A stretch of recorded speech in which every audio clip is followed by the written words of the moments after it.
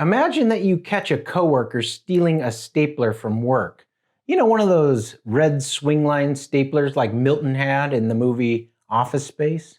You think him stealing the stapler is wrong, and you call him out on that and say, hey, you shouldn't do it.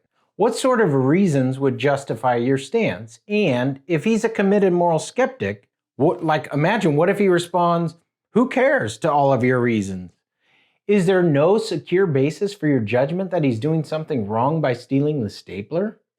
Welcome to the Philosophical Life. This is the 7th installment in the Exploring Ethics series. We're working cover to cover through a great intro text. Subscribe to the channel and hit the bell to not miss any future videos. Back to the example. You're trying to explain to your coworker why it's wrong to steal the stapler. You cite the interests of others. You say to him, imagine that coworker Raquel needs to use the stapler. She goes to use it and it's not there. Now, Raquel may not even know that the stapler got stolen, where we can imagine she might just think it got misplaced. So your reasoning about the wrongness of stealing it focuses on the impact on the interests of others.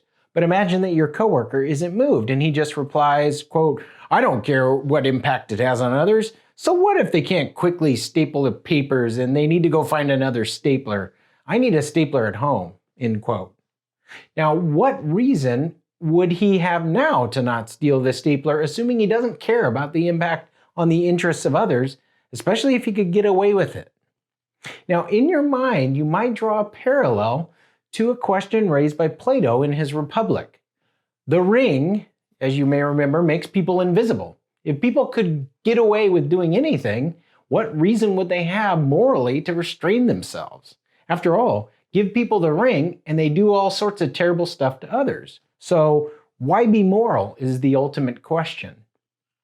That's the line your coworker is pressing. What reason do I have to not do what's morally wrong? So far we can imagine you haven't given him a good reason according to his own lights. One thing we can set aside as grounding right and wrong are rules imposed by authorities. For instance, just because it's against the work policy to steal things doesn't necessarily make it immoral. As Nagel points out, there can be rules that prohibit things that aren't immoral, such as rules against criticizing the government, for instance. Or there can be rules that allow things that are immoral. Think about Jim Crow laws segregating African Americans in the southern United States in the not too far distant past. Well, there's an argument that can be given to just about anyone. It might have been a slogan you heard from your parents while growing up. The argument's basically this: how would you like it if somebody did that to you? So you ask your coworker, how would you like it if someone stole your property? But your coworker might keep pressing you. I wouldn't like it, but no one's trying to steal my stuff. I'm doing it at my workplace. And what would happen to me were someone to do the same is neither here nor there. Now, that response by your coworker is kind of missing the mark. The argument goes beyond just how you would like it if your stuff got stolen. Your coworker is supposed to reflect on his feelings. How would you feel if someone did a similar thing to you?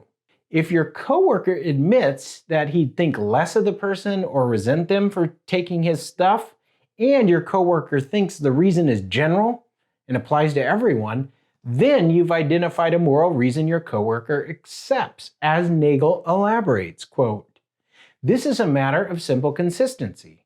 Once you admit that another person would have a reason not to harm you in similar circumstances, for instance, by stealing your stuff, and once you admit that the reason they have is the very general and doesn't apply only to you or to him, then to be consistent, you have to admit the same reason applies to you now. You shouldn't steal, and you ought to feel guilty if you do, end quote. Your coworker has a reason to not steal the stapler.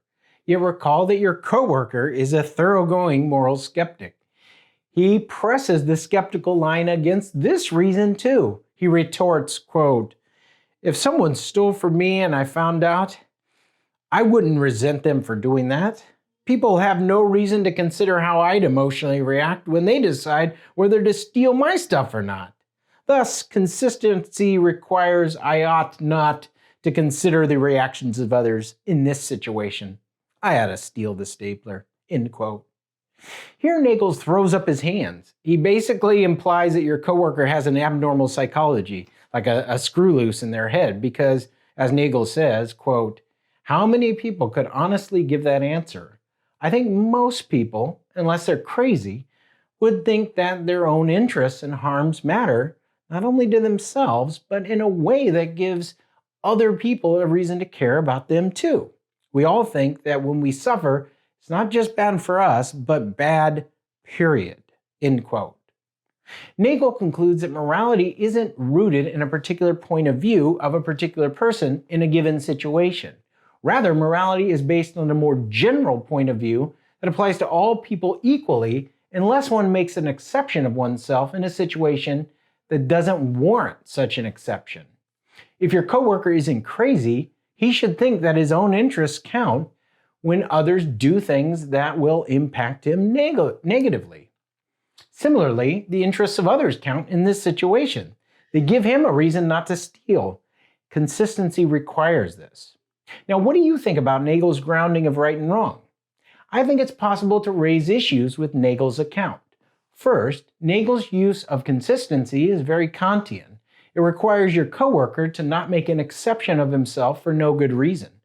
But there must be more to this. Why care about consistency? Why must moral reasons be categorical or universal and then that they could apply to anyone, everywhere, in a similar situation? You might take issue with this Kantian thread. Nagel needs to fully embrace the Kantian line in grounding consistency in some kind of requirement or something more solid. But if he does, then he's essentially given a deontological justification for morality, which is subject to well-known problems.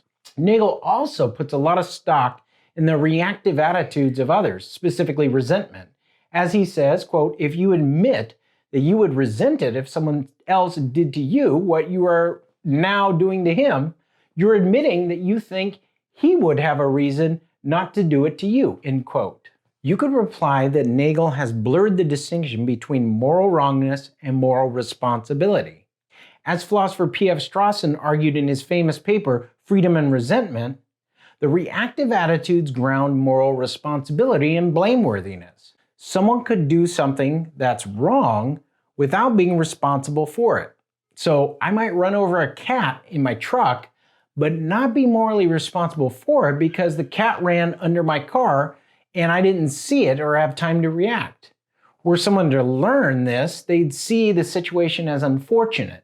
Though I did the wrong thing by killing the cat, it wasn't my fault. I'm not blameworthy for it. Similarly, whether I'd resent it if someone stole my stuff is a matter of whether the person would be blameworthy for stealing my stuff. What gives them a moral reason not to do the act isn't the same thing as what makes them blameworthy for doing the act were they to do it.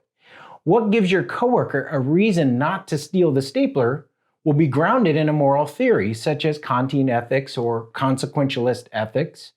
Resentment comes into play once we already know I did the wrong thing, but Nagel is trying to ground moral wrongness, and he can't do that using a tool that already assumes we know the act is wrong. Leave your thoughts about Nagel's account of right and wrong in the comments, and if you got something out of this video, smash the like button and share the video with a philosophical friend.